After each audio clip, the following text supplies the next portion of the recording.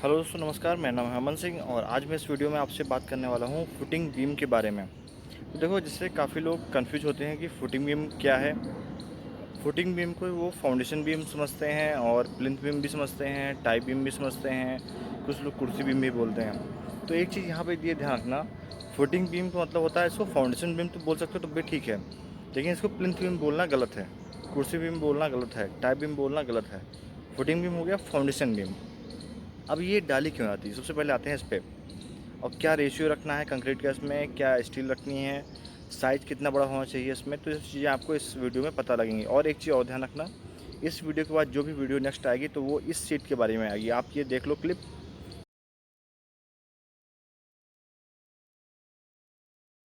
एक मिनट रुको रुको, एक मिनट।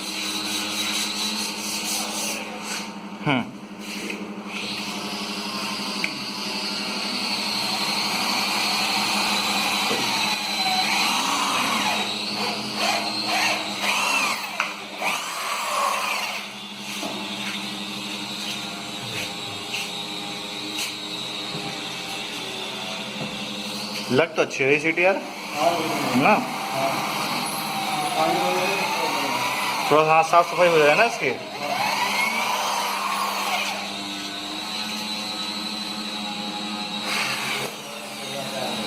हम्म, क्या जी? कोयले की आग जल रही, बिल्कुल।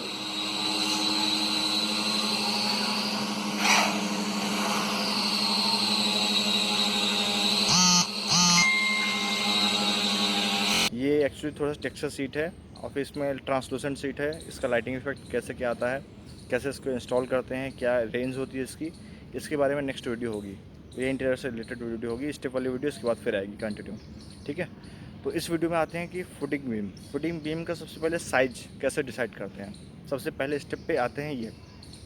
तो एक चीज़ ध्यान रखना, फुटिंग बीम जहाँ पे फाउंडेशन, मतलब कि जो भी फाउंडेशन आपकी बनेगी ना, फाउंडेशन जितना बड़ा जाल होगा, अब जाल चाहे छोटा हो या फिर कितना ही बड़ा जाल हो, उस जाल में जहाँ पे कॉलम खड़ा होगा, उस कॉलम से होते हुए, मर्ज होते हुए, जाल के ऊपर से होते हुए वो फुटिंग बीम जाल की लंबाई के बराबर बनेगी, कि वो जाल के ऊपर पूरा रेस्ट हो। जैसे आप ये इमेज में देखा है, अब जैसे ये जाल दिख रहा है, ठीक है, जाल के ऊपर क्या किया गया है, लेआउट किया गया है पहले, फिर जाल रखा गया है, जाल के ऊपर फिर कॉलम खड़ा किया गया है। कॉलम को यहाँ फाउंडेशन बनाने से पहले, कंक्रीट डालने से पहले यहाँ पे फुटिंग बीम बनाई गई है। ये कॉलम खड़ा करने के बाद ही फुटिंग बीम इसमें बनाओगे।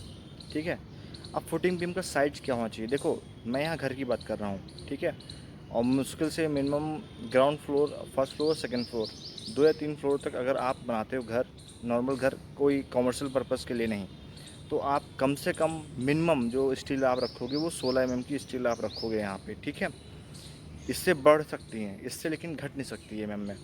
और मिनिमम जो आपकी सरिया होगी, जो आपकी स्टील लगेंगी, वो कम से कम 8 स्टील तो होनी चाहिए। मतलब यहाँ पे मुझे बोलना गलत है कि 8 रखनी है, 10 रखनी है, ये डिपेंड है बिल्डिंग के लोड के ऊपर, कॉलम का साइज़ क्या है, कॉलम की फाउंडेशन कितनी है, ये डिपेंड है लोड के ऊपर। तो इसमें रफली आइडिया बता रहा हूँ कि आप 16 से कम तो सरिया लेना ही लेना नहीं है। जो रिंग इसमें बनेगी वो कम से कम मिनिमम 4 से 6 इंच के आसपास तो होनी चाहिए। इससे कम तो, इससे ज़्यादा चौड़ा करके मत रखना आप, ज़्यादा बढ़ा के मत रखना दूरी पे जो रिंग इसकी बनी होती हैं। और जो फुटिंग होता है, फुटिंग बीम का जो साइज़ होगा वो कम से कम 9/12 का तो कम से कम होना ही चाहिए। इससे कम मत रखना, इससे ज़्यादा भले कर सकते हो, वो भी आपका जो स्ट्रक्चर इंजीनियर देगा उस हिसाब से आपको ये फुटिंग बीम बनानी होगी वहाँ पे। तो अब आते हैं कि फुटिंग बीम जो है, क्या क्या चीज़ें और आपको यहाँ पे ध्यान रखनी है। सबसे पहली बात कि जब भी फुटिंग बीम बनाओगे तो ये ध्यान रखना, कई लोग क्या करते हैं, पहले ही फुटिंग बीम में कॉलम के साथ ही मर्ज कर देते हैं। पहले आप जाल रखो, कॉलम बनाओ, कॉलम के बाद फिर सरिया, जितनी आपको लंबाई में जाल जितना लंबा आपको दिख रहा है उतनी लंबी सरिया काटो, जितनी सरिया इस बीम में लगानी है। फिर उसके बाद ये बीम मर्ज करते हुए सरिया अंदर ले आओ, फिर रिंग बांध के, मतलब तीनों चीज़ें आपस में मर्ज हो जाएँ, तब इस बीम को यहाँ पे वाला एग्जैक्ट फिक्स करो इसको। ठीक है, इसके बाद ही आपको सबसे पहले क्या करना, आप जाल को भरना है।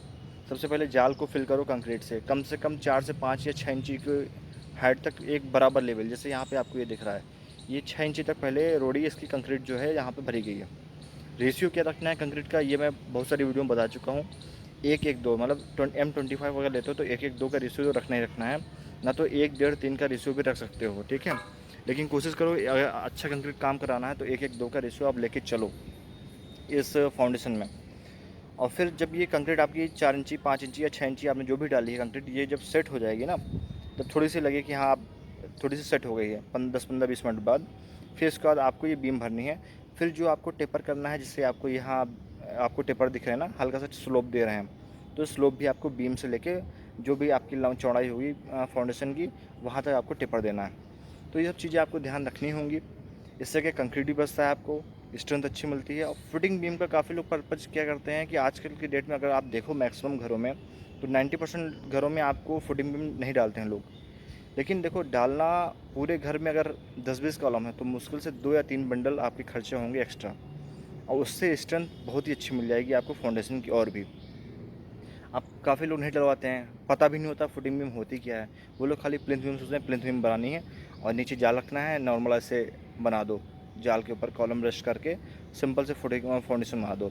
तो ये करो, कोशिश करो कि बीच वाली जो कॉलम है वहाँ भले ना बनाओ फुटिंग बीम, लेकिन जो कॉलम आपके प्लॉट की जो चारों साइड का एरिया है, वहाँ पे अगर कॉर्नर के जितने भी इस तरह के आपको कॉलम दिखेंगे कॉर्नर पे, वहाँ पे फुटिंग बीम ज़रूर बनाओ। अब इसका पर्पज़ क्या है, अब देखो सिंपल से एक कॉन्सेप्ट समझो, तो जैसे आपके खुद के पैर होते हैं, ठीक है।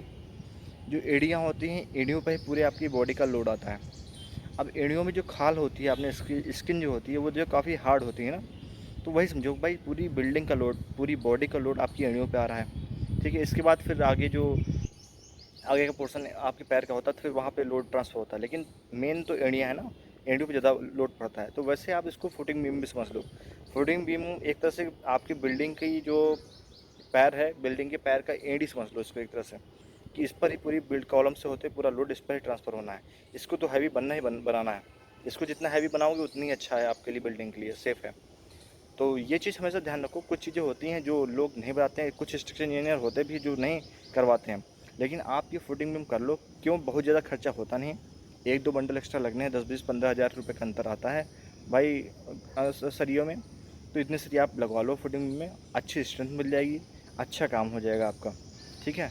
अब यहाँ पे कंक्रीट में मत उसमें कंजूसी करिएगा, कंक्रीट अच्छे से आप डलवाओ, 1-1-2 का रेशियो करो, 1-1.5-3 का रेशियो करो, इससे ख़राब रेशियो मत यूज़ करो कंक्रीट में।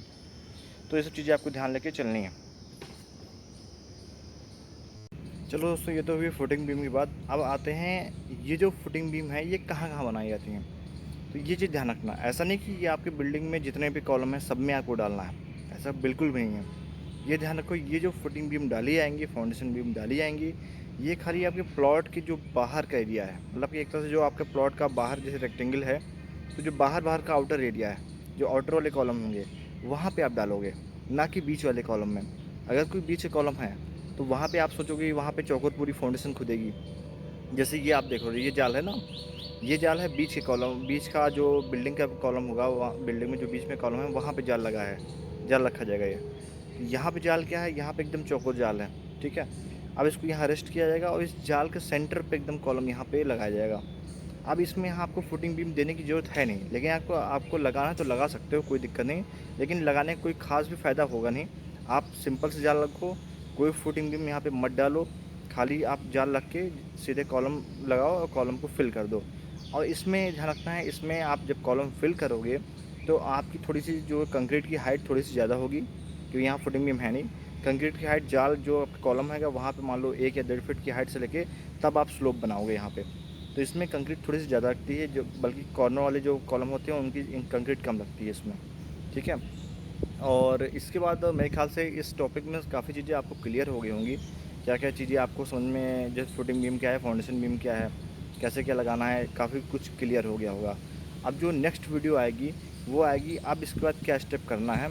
जब फाउंडेशन बीम मान लो आपने भर दिया, आज फाउंडेशन आपकी बन गई, तो अब क्या है नेक्स्ट, इसके बाद क्या चीज़ आएगी, क्योंकि अब क्या है, अब कॉलम आपको फिल करने हैं। कॉलम मान लो आपकी फाउंडेशन जो होगी वो रोड लेवल से 6 या 8 फीट की गहराई पे है, तो कॉलम आपको कैसे भरने हैं, कैसे लेके ऊपर आने हैं और कहाँ तक हाइट तक लेके आने हैं वो कॉलम। जो फाउंडेशन की कॉलम ऊपर जब प्लिंथ बीम तक करोगे आगे, तो कितनी हाइट तक कैसे भरने हैं आपको, ये चीज़ें आपको ध्यान रखना है। ये मैं नेक्स्ट वीडियो में ज़रूर बताऊँगा, तो नेक्स्ट वीडियो ज़रूर देखिएगा।